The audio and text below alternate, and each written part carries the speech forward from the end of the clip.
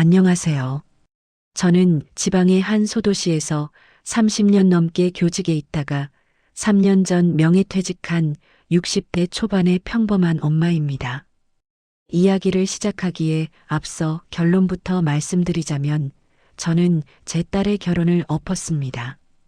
단순히 파혼 정도가 아니라 마치 발바닥 깊숙이 박혀 피를 빨아먹던 거머리를 굵은 소금으로 절여 떼어낸 것 같은 처절한 사투였죠. 지금 생각해도 몸서리가 처질 만큼 끔찍했지만 그날 밤 남편이 꿈에 나타나지 않았더라면 제 딸의 인생은 지옥 불구덩이로 떨어졌을 겁니다. 오늘은 제가 어떻게 그 사람 탈을 쓴 악기들에게서 딸을 구해냈는지 그 시작을 말씀드리려 합니다. 저는 어릴 적부터 엄격한 유교 집안에서 자랐어요. 친정 아버지는 남의 물건을 탐내지 말고 분수에 맞게 사는 것이 사람의 도리다라고 귀에 못이 박히도록 가르치셨죠. 28살에 중매로 만난 남편 역시 저와 비슷한 사람이었습니다.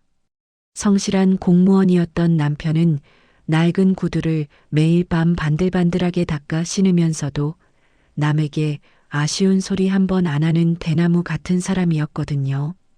우리는 비록 20평 남짓한 좁은 복도식 아파트에서 시작했지만 행복했습니다. 하지만 그 행복은 오래가지 못했어요. 딸 지은이가 초등학교에 입학하던 해 남편이 교통사고로 갑작스럽게 세상을 떠났거든요. 여보, 지은이 잘 부탁해. 당신 힘들게 해서 미안해. 그게 남편의 마지막 유언이었습니다. 저는 그 약속 하나를 지키기 위해 악착같이 살았어요. 학교 일이 끝나면 밤늦게까지 학습지 교사를 하며 투잡을 뛰었고 시장에서 콩나물값 500원을 깎으면서도 지은이만큼은 기죽지 않게 키웠습니다. 다행히 지은이는 아빠를 닮아 심성이 곱고 똑똑했어요. 서울에 있는 명문대를 장학생으로 졸업하고 지금은 꽤 큰 인테리어 회사의 팀장으로 일하고 있죠. 그러던 어느 날이었어요. 엄마, 나 결혼하고 싶은 사람이 생겼어. 주말에 내려온 지은이가 수줍게 꺼낸 말에 제 심장이 덜컥 내려앉더라고요. 30이 넘도록 일 욕심만 부리던 아이라 반갑기도 했지만 한편으론 아까운 내 딸을 누가 데려가나 싶어 섭섭하기도 했죠. 그렇게 처음 인사 온 날 예비 사위를 만났습니다. 첫인상은 나무랄 데가 없었어요. 훤칠한 키에 서글서글한 인상, 대기업 계열사 영업직이라며 건네는 명함도 번듯했고요. 무엇보다 예의가 발랐습니다. 현관에 들어서자마자 구두를 가지런히 정리하고 제가 내어온 과일을 보며 어머님, 제가 깎겠습니다. 손에 물 묻히지 마세요라며 살갑게 굴더라고요. 하지만 제 마음을 가장 움직인 건 그의 가정환경이었습니다. 사실 저도 홀어머니 밑에서 자랐습니다.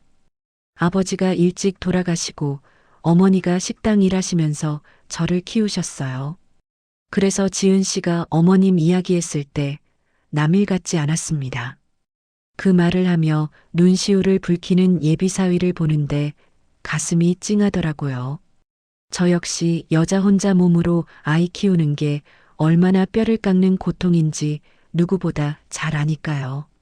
아, 이 친구라면 홀어머니 모시는 내 딸 마음을 잘 헤아려 주겠구나.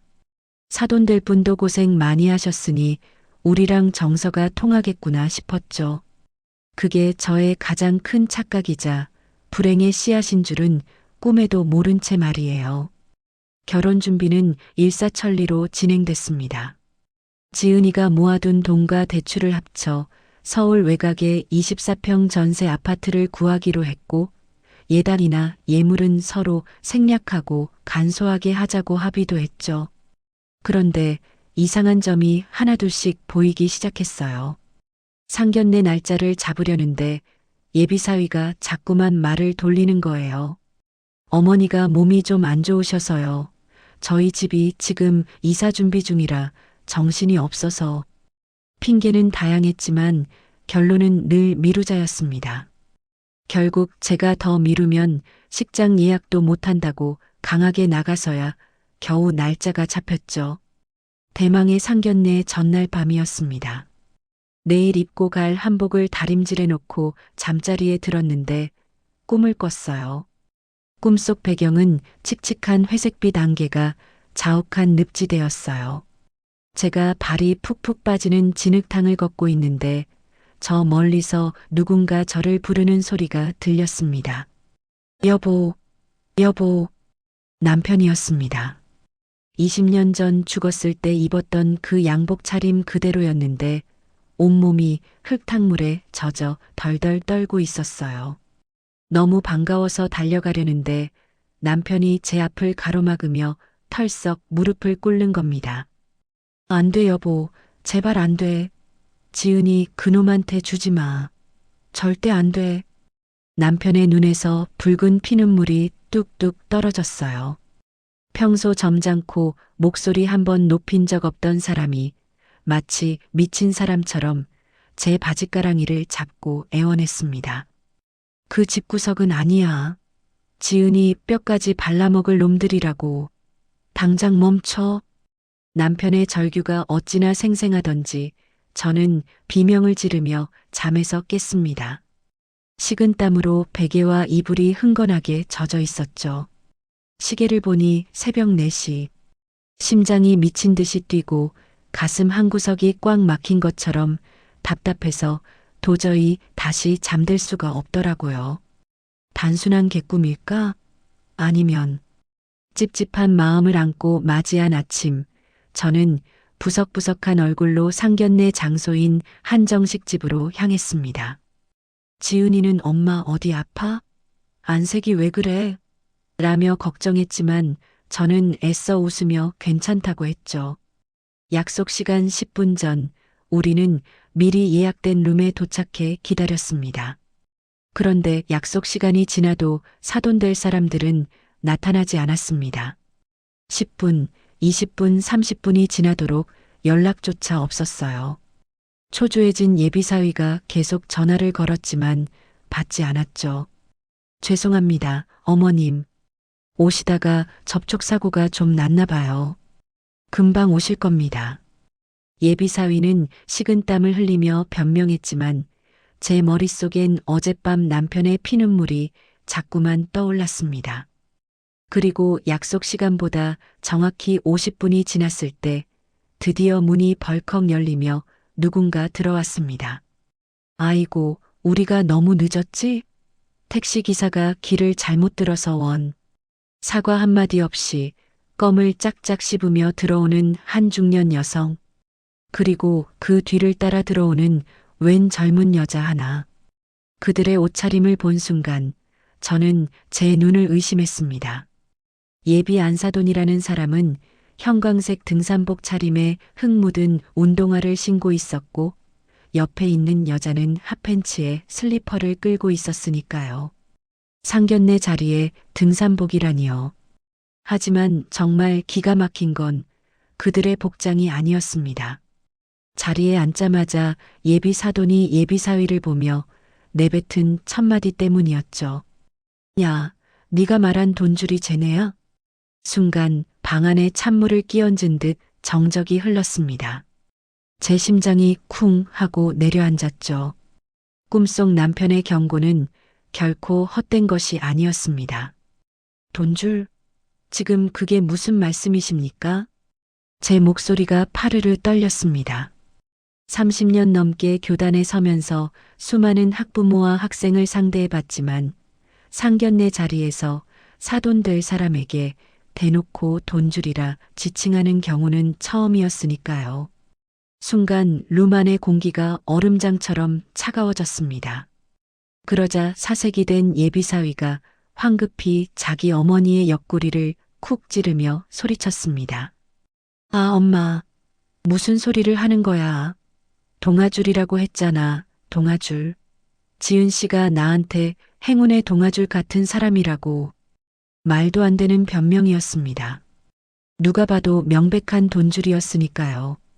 하지만 예비 안사돈, 아니, 그 여자는 입안에 있던 껌을 냅킨에 퇴뱉더니 누런 치아가 다 보이게 뻔뻔한 웃음을 흘리더라고요. 아이고, 사돈 어른도 참. 제가 사투리가 심해서 발음이 좀 샜나벼. 우리 민준이가 워낙 능력 없는 놈이라 처가 덕 좀 봐야 산다는 걸 좋게 말한다는 게 그만. 호호. 사과인지 조롱인지 알 수 없는 그 말에 기가 막혔지만 옆에서 입술을 깨물며 어쩔 줄 몰라 하는 딸아이 얼굴을 봐서 한 번은 참기로 했습니다. 그때 자리를 박차고 나갔어야 했는데 제 딸이 사랑해서 선택한 남자를 그 자리에서 망신 줄 수는 없었으니까요. 그것이 제가 저지른 첫 번째 실수였습니다. 본격적인 식사가 시작되자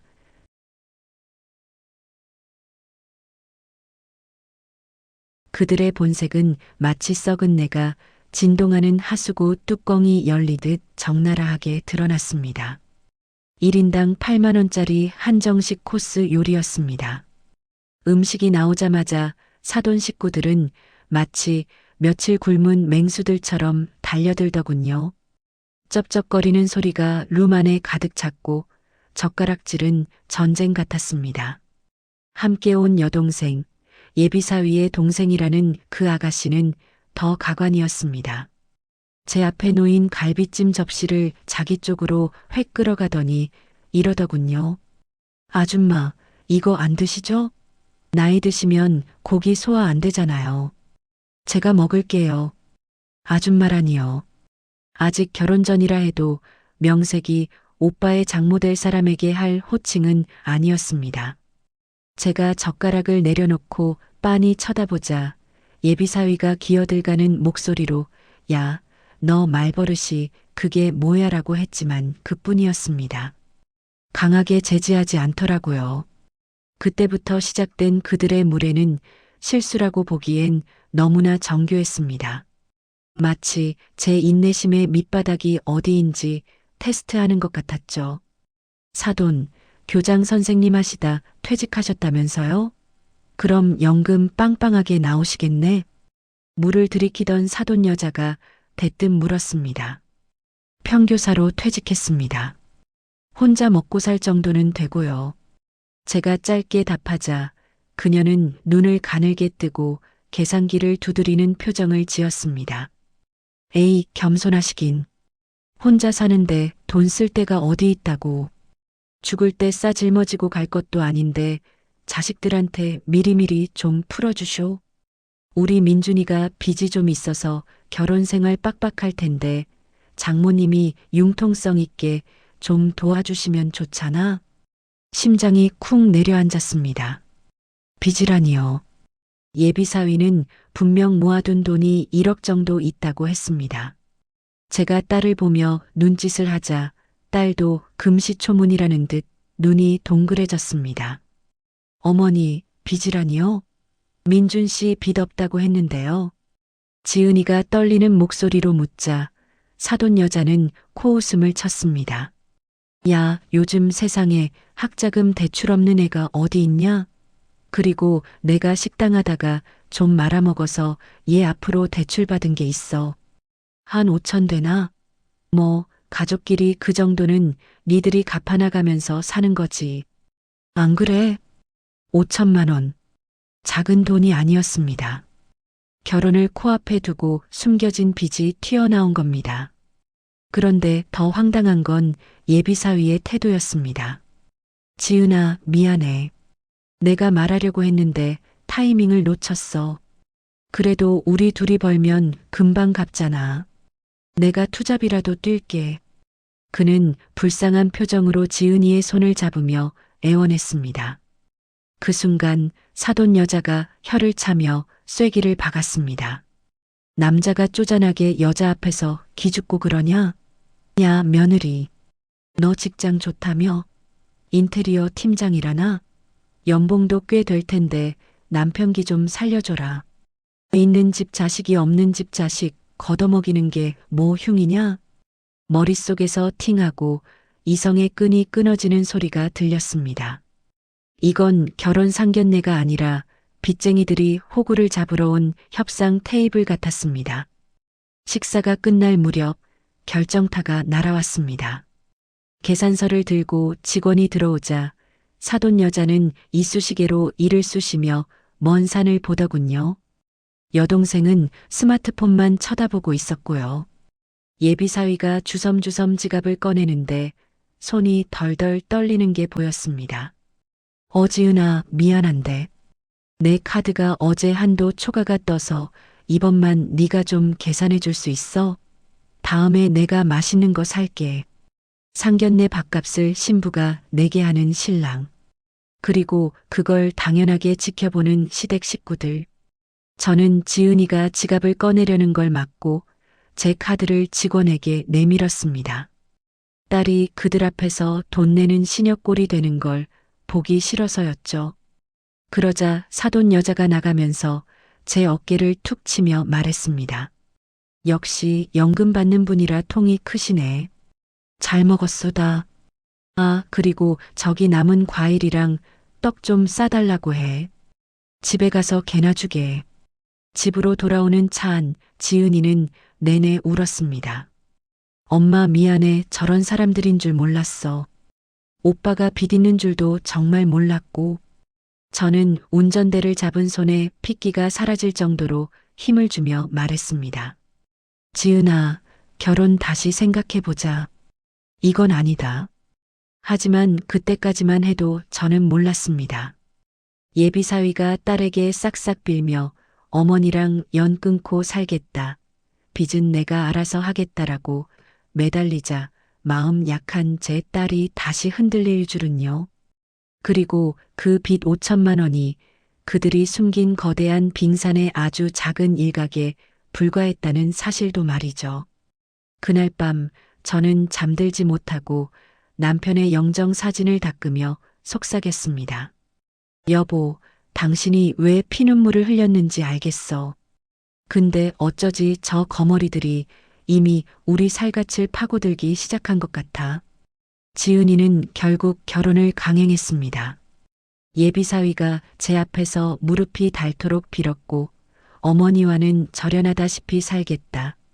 빚은 결혼 전까지 대리운전을 해서라도 반은 갚아오겠다고 각서를 썼거든요. 딸아이는 오빠가 엄마 때문에 저렇게 된 거지 본성은 착한 사람이야라며 저를 설득했습니다. 자식 이기는 부모 없다고 저는 찜찜한 마음을 안고 허락할 수밖에 없었죠. 하지만 결혼식 3일 전 신혼집에 채워 넣을 가구들이 들어오는 날이었습니다. 저는 지은이를 도와주러 서울 신혼집인 24평 아파트에 올라갔습니다. 그런데 현관 비밀번호를 누르려는데 문이 띠리릭 하고 열리는 게 아니겠어요? 이미 누군가 안에 있다는 뜻이었습니다. 어머, 누구세요? 문을 열고 들어간 저는 기절초풍할 뻔했습니다. 텅 빈 거실 한가운데에 상견례 때 봤던 그 시어머니와 시누이가 돗자리를 펴놓고 족발을 뜯고 있었으니까요. 집안에는 쿰쿰한 돼지 냄새와 소주 냄새가 진동했습니다. 아이고, 사부인 오셨네? 일찍도 오셔라. 시어머니는 기름 묻은 손을 옷에 쓱쓱 닦으며 아는 체를 했습니다. 시누이는 제 인사도 무시한 채 안방 쪽에서 걸어 나오더군요. 아, 진짜. 이 집 안방 구조가 왜 이래? 침대 놓으면 화장대 놓을 자리가 없잖아. 그 말에 제 눈썹이 꿈틀했습니다. 저기요, 지금 뭐 하시는 겁니까? 여긴 아이들 신혼집이에요.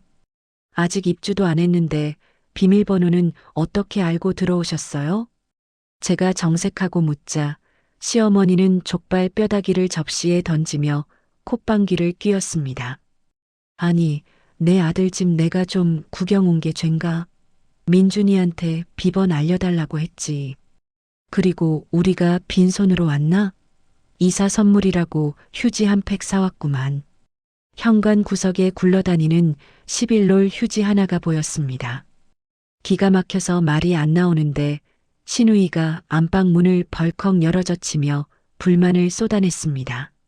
엄마, 나 이 방 싫어. 채광도 별로고 옷장도 작아. 오빠한테 작은 방 쓰라고 하고 내가 안방 쓰면 안 돼? 순간 저는 제 귀를 의심했습니다. 지금 뭐라고 하셨어요? 아가씨가 여기서 산다고요? 그러자 시어머니가 대수롭지 않다는 듯 말했습니다. 아, 깜빡했네. 사부인한테 말 안 했나?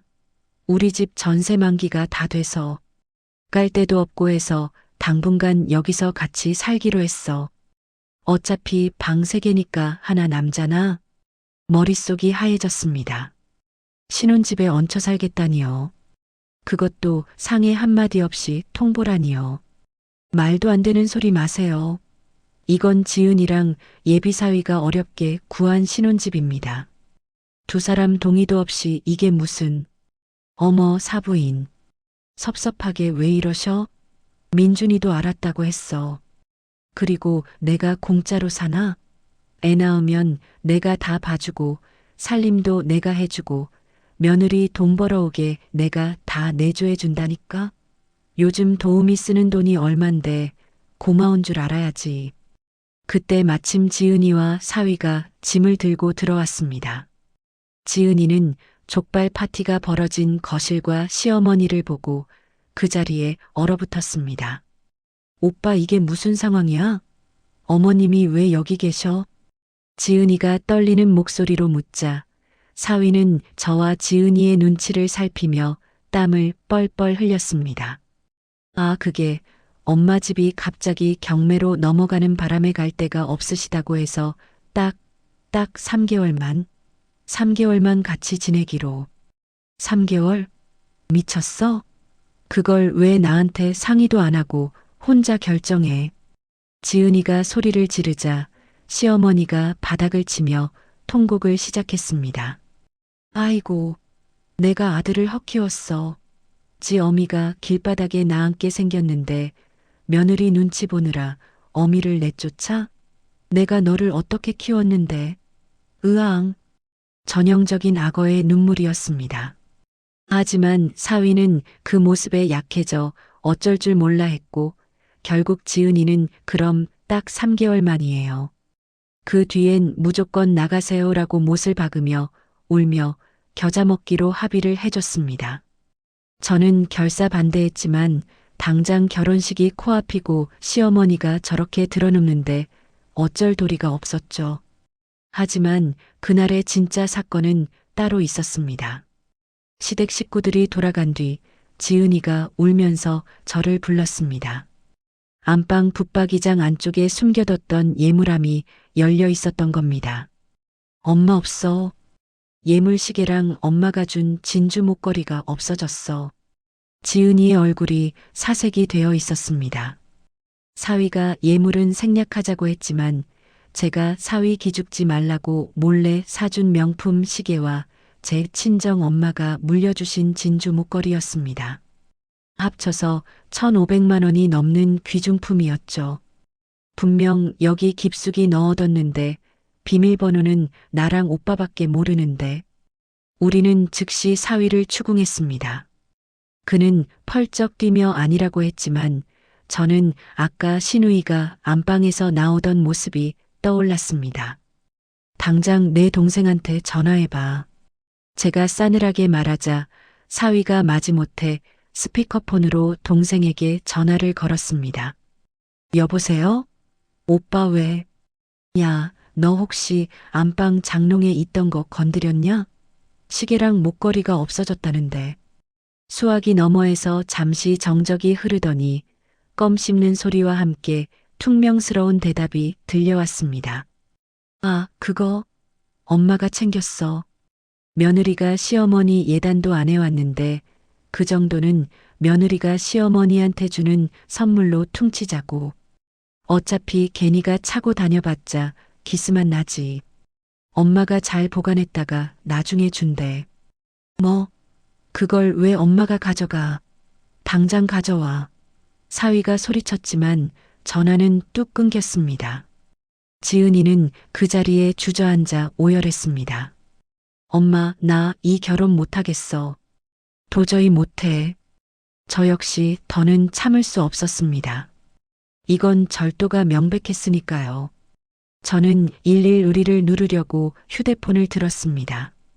그때 사위가 제 다리를 붙잡고 빌었습니다. 장모님, 제발요. 경찰은 안 됩니다. 제가 내일 당장 받아올게요. 제발 한 번만 살려주세요. 그의 눈빛이 너무나 간절해서, 그리고 내일 모레 식장에 들어갈 딸의 얼굴이 너무나 처참해서 저는 또다시 휴대폰을 내리고 말았습니다. 가족이라는 굴레가 이렇게 무서운 것인 줄 그때는 미처 몰랐습니다. 그 도둑질을 눈감아준 것이 제 딸의 신혼생활을 지옥으로 만드는 하이패스를 깔아준 꼴이 될 줄이야. 그렇게 찜찜함과 불안함 속에 결혼식이 치러졌고 지옥의 동거가 시작되었습니다. 그리고 그 동거는 제 예상을 훨씬 뛰어넘는 엽기적인 일들의 연속이었습니다. 어머, 우리 며느리 왔니? 현관문을 열자마자 앞치마를 두른 시어머니가 반겨주었습니다. 거실엔 청소기 돌아가는 소리가 들리고 식탁엔 정갈하게 차려진 된장찌개와 나물 반찬이 놓여 있었죠. 신혼여행을 마치고 돌아온 딸의 얼굴에 환한 미소가 번졌습니다. 다행이다. 생각보다 괜찮을 수도 있겠구나. 저는 잠시나마 안도의 한숨을 내쉬었습니다. 사위가 제 다리를 붙잡고 울며불며 맹세한 덕분인지 아니면 훔쳐간 예물을 돌려준 덕분인지 시댁 식구들은 확연히 달라져 있었거든요. 하지만 그 평화는 그리 오래가지 않았습니다.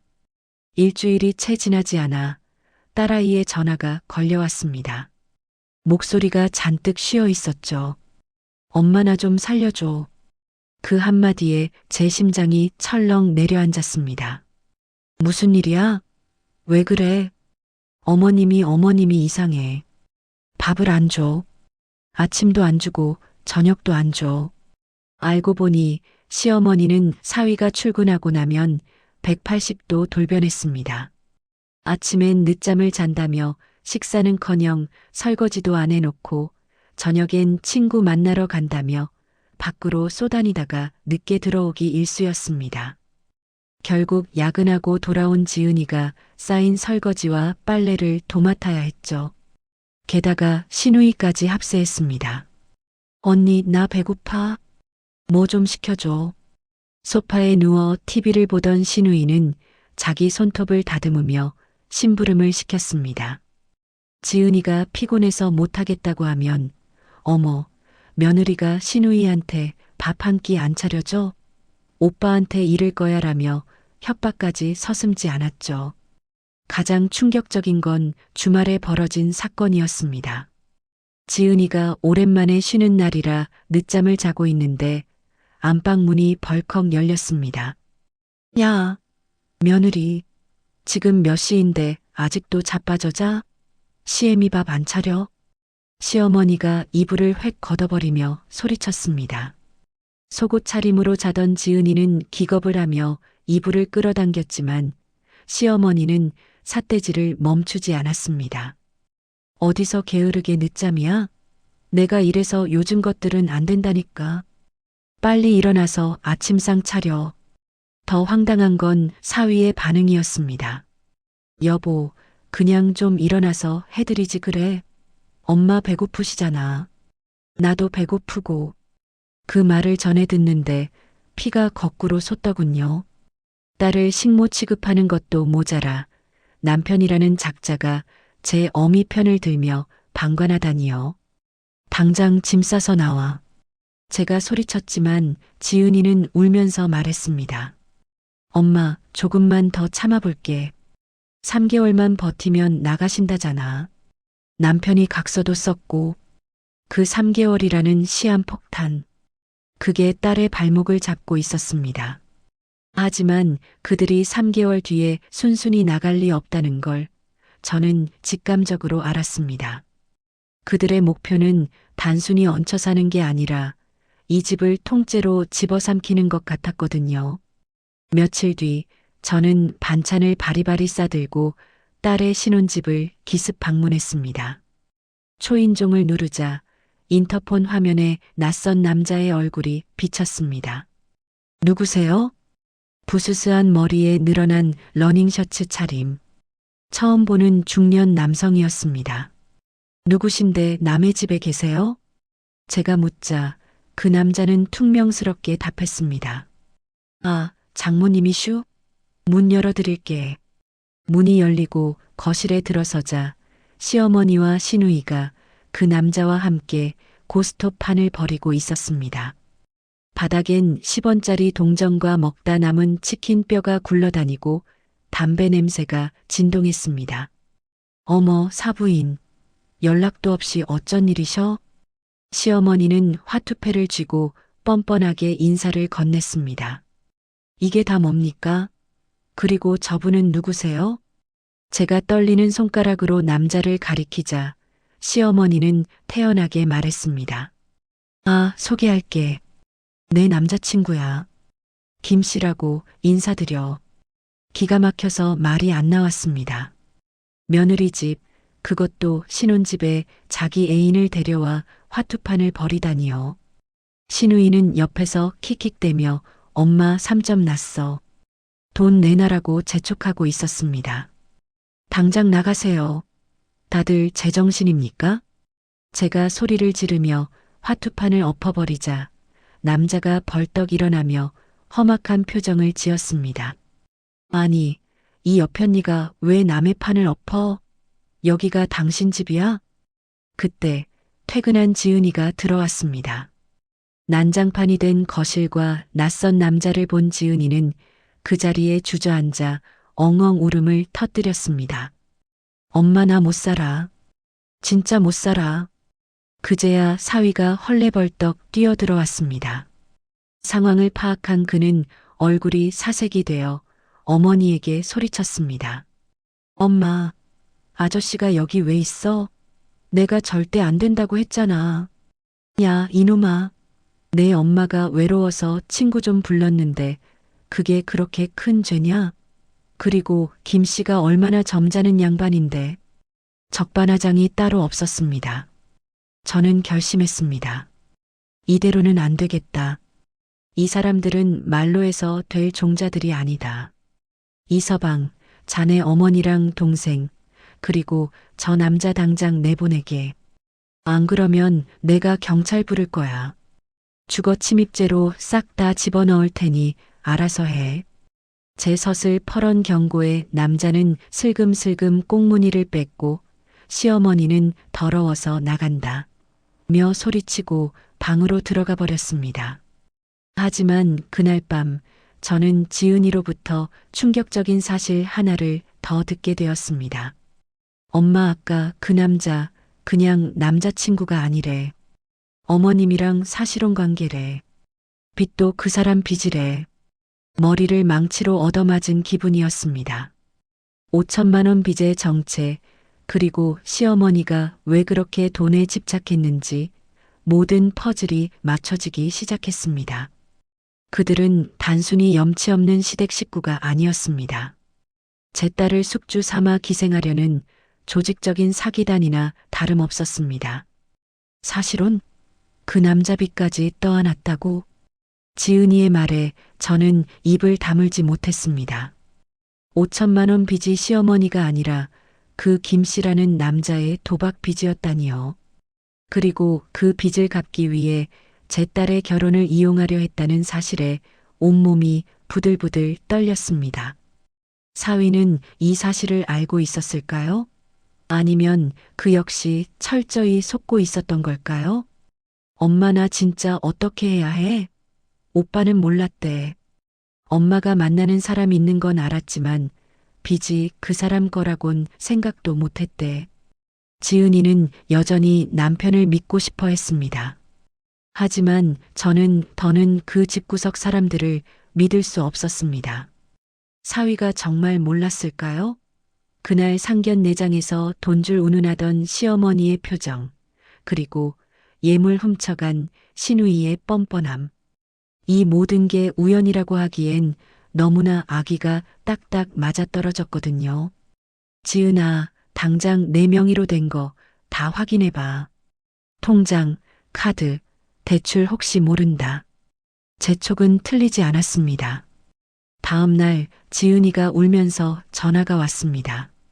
엄마, 내 카드 내역서에 모르는 결제가 있어. 백화점에서 300만 원, 귀금속점에서 200만 원, 이거 내가 쓴 거 아니야.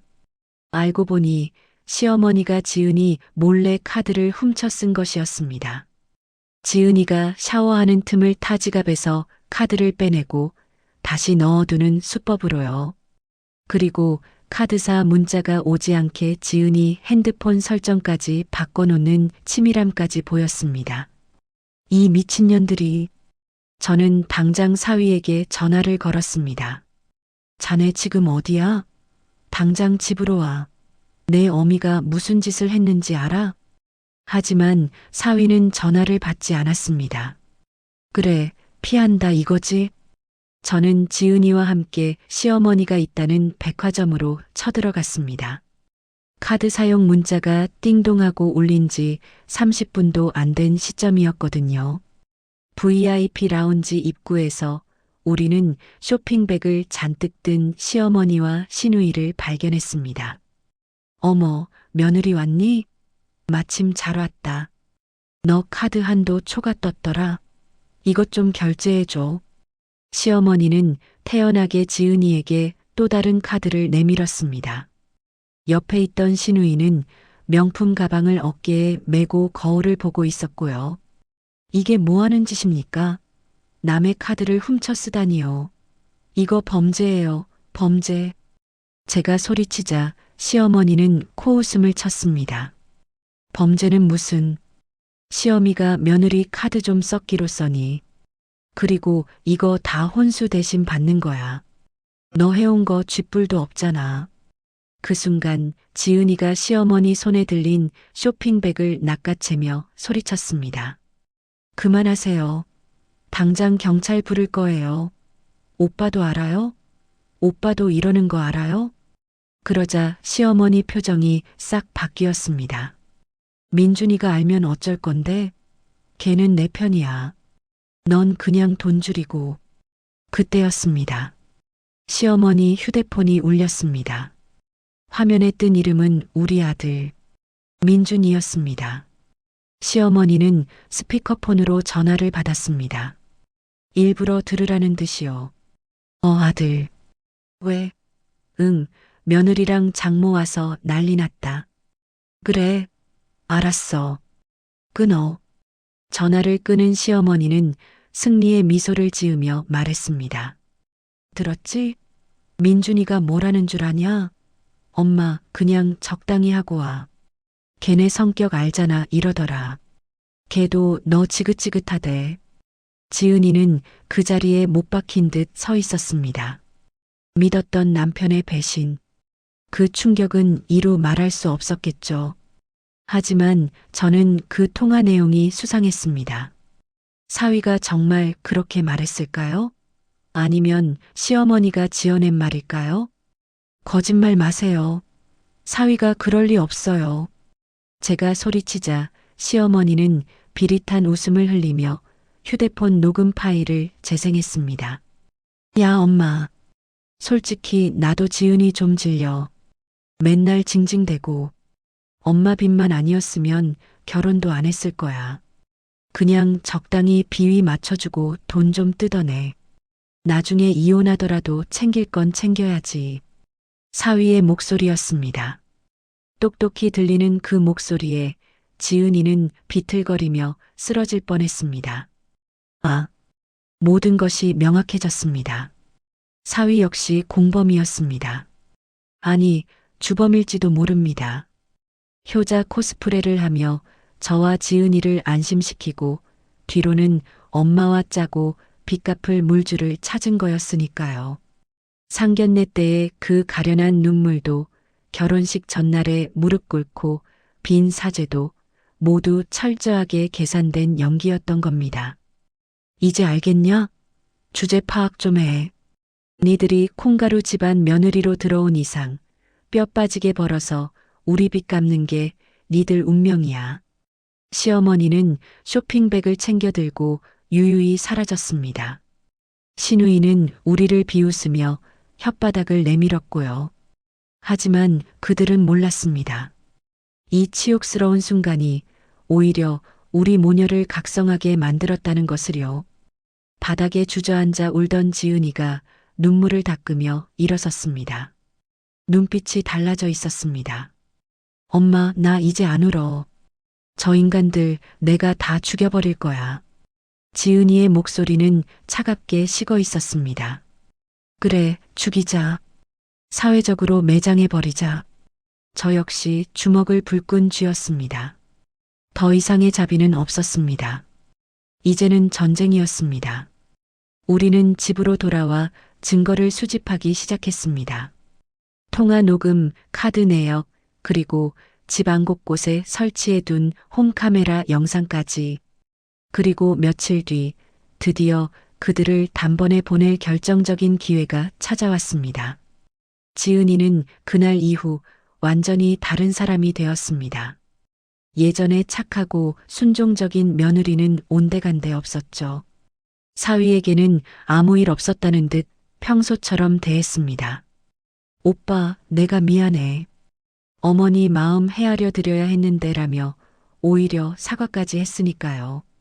사위는 그런 지은이를 보며 안심하는 눈치였습니다. 역시 호구는 어쩔 수 없구나라고 생각했겠죠. 하지만 지은이는 철저하게 칼을 갈고 있었습니다. 가장 먼저 한 일은 거실과 안방, 옷방에 초소형 홈카메라를 설치한 것이었습니다.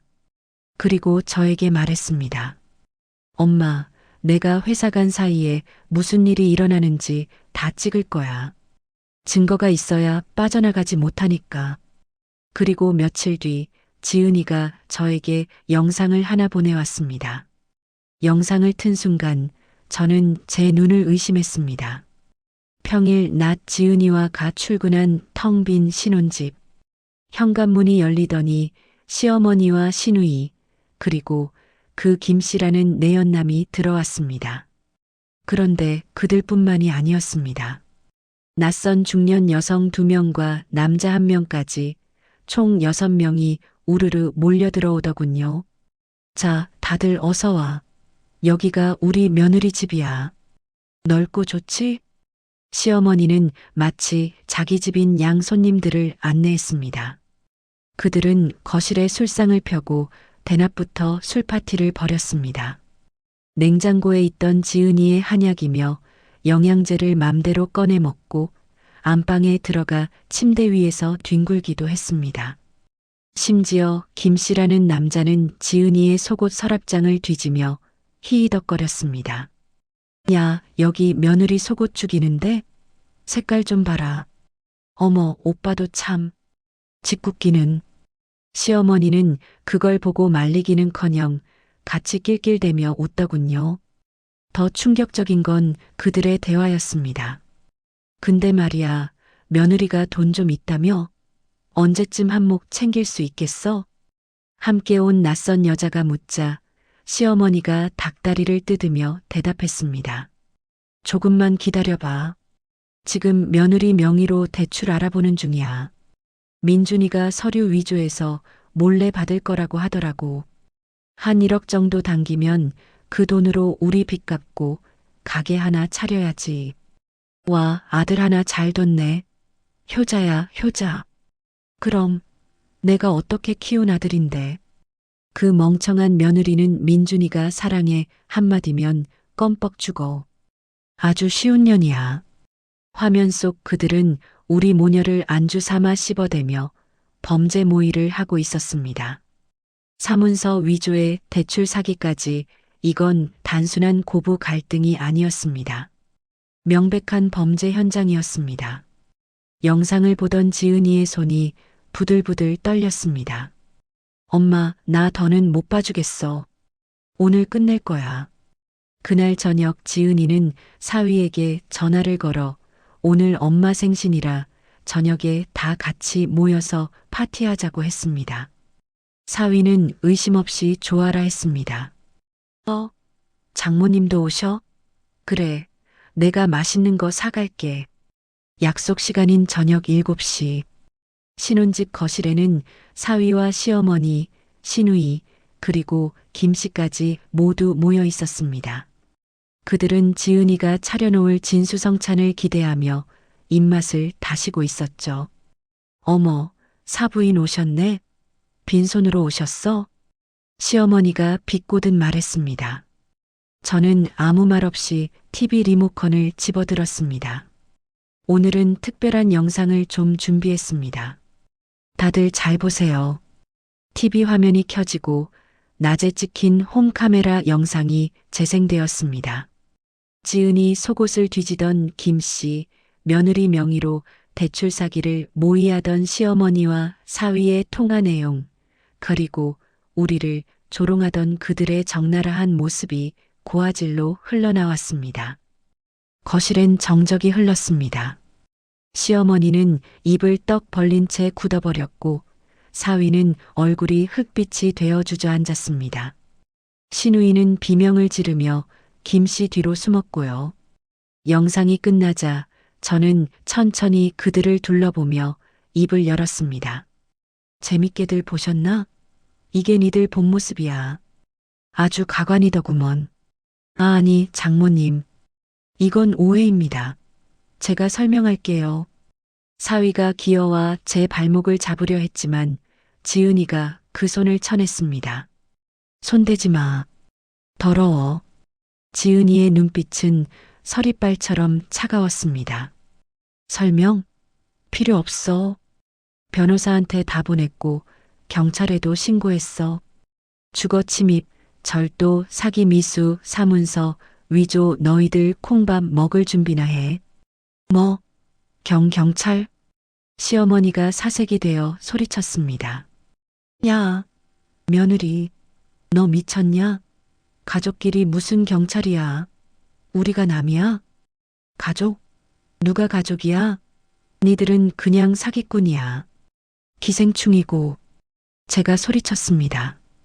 그리고 빚 5천만 원? 웃기지 마. 알아봤더니 김씨 도박 빚만 2억이 넘더라. 내 딸 팔아넘겨서 그 빚 갚으려고 작당한 거 다 알아. 모든 비밀이 폭로되자 김씨는 슬금슬금 현관 쪽으로 도망치려 했습니다. 하지만 그때 문 밖에서 대기하고 있던 경찰관 2명이 들어왔습니다. 김XX씨 되시죠?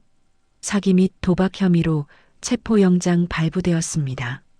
수갑이 채워지는 김 씨를 보며 시어머니는 거품을 물고 쓰러지는 척 연기를 시작했습니다.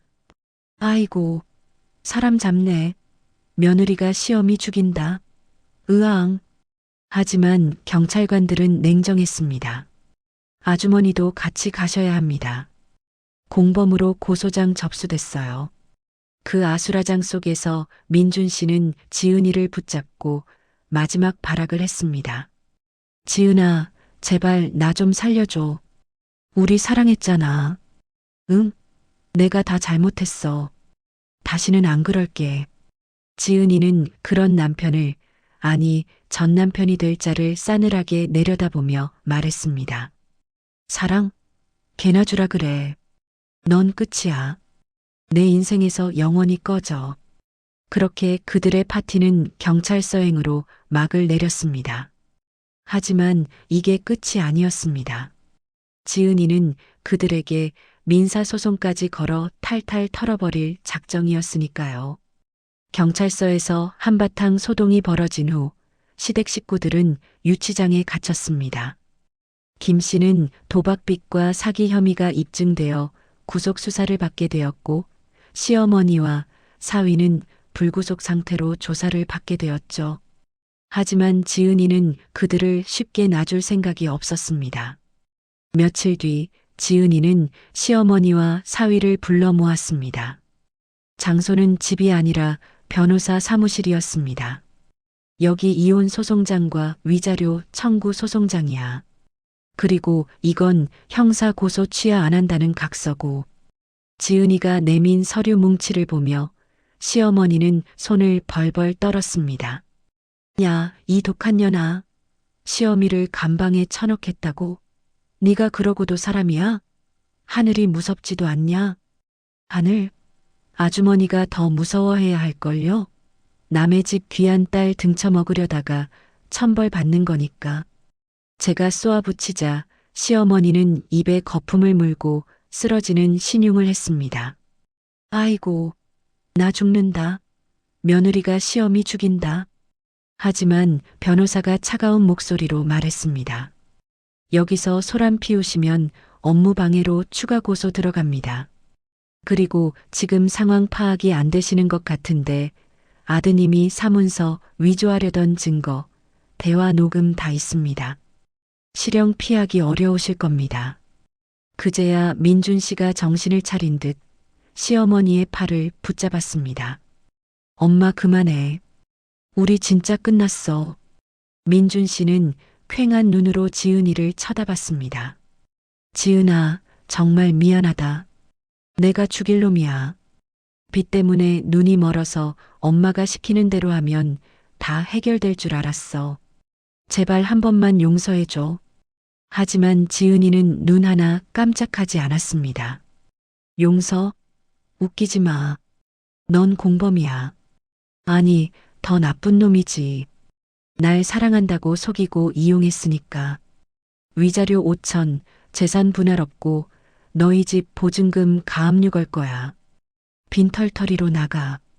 뭐? 5천? 야, 이 도둑년아. 우리가 그 돈이 어디 있어. 시어머니가 악을 쓰며 달려들었지만 지은이는 꿈쩍도 하지 않았습니다. 없으면 몸으로 때우던가. 감방 가서 콩밥 먹으면서 반성해. 결국 사위는 울며 겨자 먹기로 이혼 합의서에 도장을 찍었습니다. 위자료는 분할로 갚기로 하고 형사고소는 취하하지 않는 조건으로요. 시어머니는 끝까지 내년이 잘 사나 보자며 저주를 퍼부었지만 경찰에 끌려나가면서는 꼬리를 내릴 수밖에 없었습니다. 그렇게 지은이는 3개월 만에 이혼녀가 되었습니다. 하지만 전보다 훨씬 홀가분해 보였죠. 엄마, 나 이제 숨 좀 쉬고 살 것 같아. 우리는 그 길로 신혼집을 정리했습니다. 가구며 가전제품이며 시댁 식구들의 손때가 묻은 물건들은 모조리 폐기 처분했습니다. 꼴도 보기 싫었으니까요. 그리고 지은이는 다니던 회사를 그만두고 평소 꿈꿔왔던 유학을 준비하기 시작했습니다. 엄마, 나 더 넓은 세상으로 나갈래. 거기서 진짜 내 인생 찾을 거야. 한편 사위 네 가족은 그야말로 풍비박산이 났습니다. 김 씨는 구속되어 징역형을 살게 되었고 시어머니는 사기 방조죄로 벌금형을 선고받았습니다. 게다가 김 씨의 빚쟁이들이 시어머니 가게로 들이닥치는 바람에 가게, 보증금까지 몽땅 털리고 길거리에 나앉게 되었죠. 사위는 회사에서 잘렸습니다. 횡령 의혹까지 불거지면서 불명 예퇴직을 당했고 지금은 일용직 노동을 하며 빚을 갚고 있다고 들었습니다. 신우이는 명품 백과 옷들을 다 팔아치우고 유흥업소에 나간다는 소문이 돌더군요. 쌤통이다. 아주 꼴 좋아. 저는 가끔 그들의 소식을 들을 때마다 10년 묵은 체증이 내려가는 것 같았습니다. 남의 눈에 피눈물 흘리게 하면 제 눈에는 피고름이 흐른다는 옛말이 딱 맞았습니다. 지은이가 출국하던 날 공항에서 우리는 서로를 꼭 껴안았습니다. 엄마 고마워. 엄마 덕분에 살았어. 그리고 아빠한테도 고맙다고 전해줘. 그래, 가서 건강하게 잘 지내라. 엄마는 걱정 말고. 지은이가 떠난 뒤 저는 남편의 납골당을 찾았습니다. 여보, 당신 말대로 그놈이랑 끝냈어. 우리 지은이 이제 괜찮을 거야. 당신이 지켜준 덕분이야. 사진 속 남편은 환하게 웃고 있었습니다.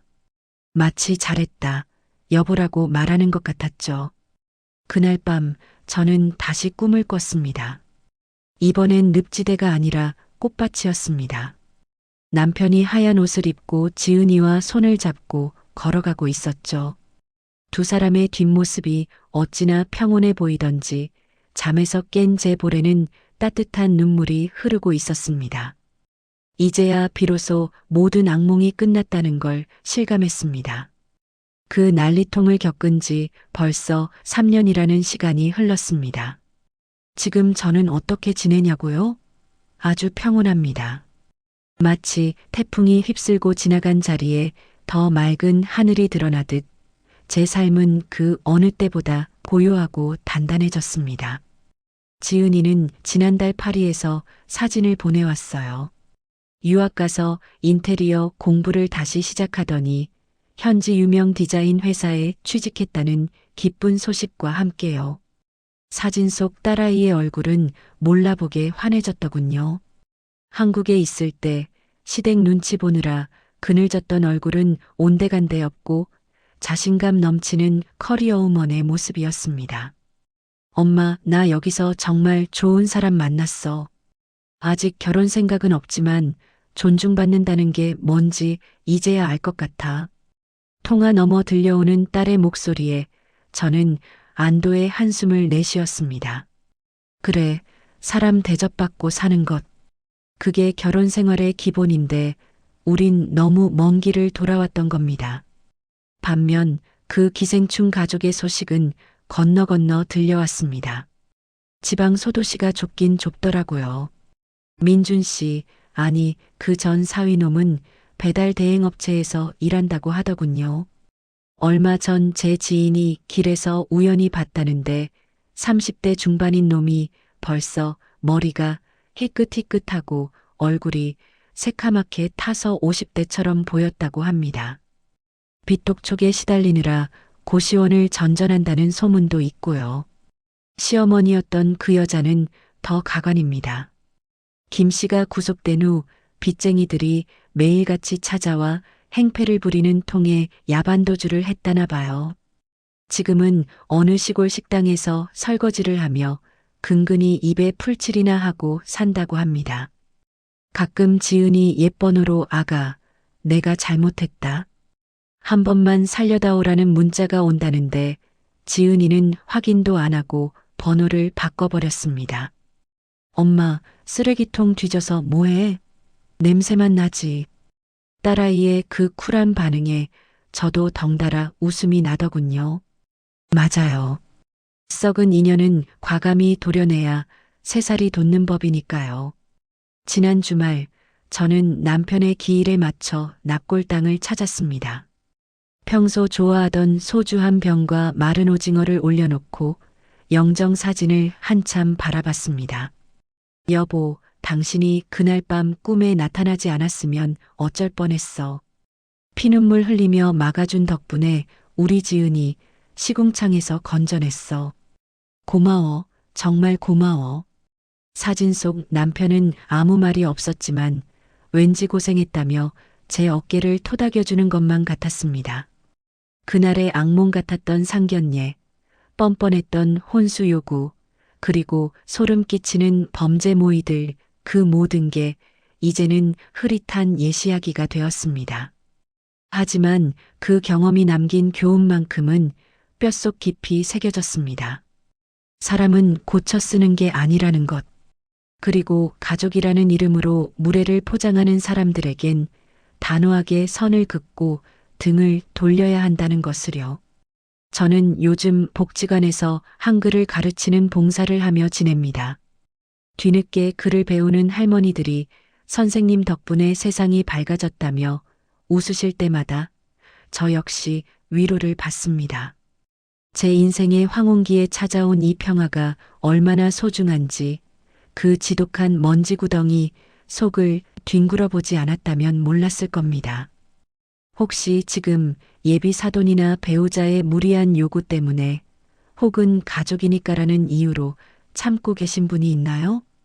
그렇다면 당장 멈추세요. 아닌 건 아닌 겁니다. 당신의 인생은, 그리고 당신 자식의 인생은 누군가의 빚을 갚아주거나 감정 쓰레기통이 되기 위해 존재하는 게 아닙니다.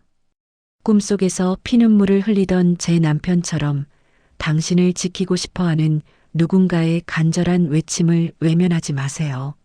악연을 끊어내는 용기만이 당신의 봄을 되찾아 줄 테니까요.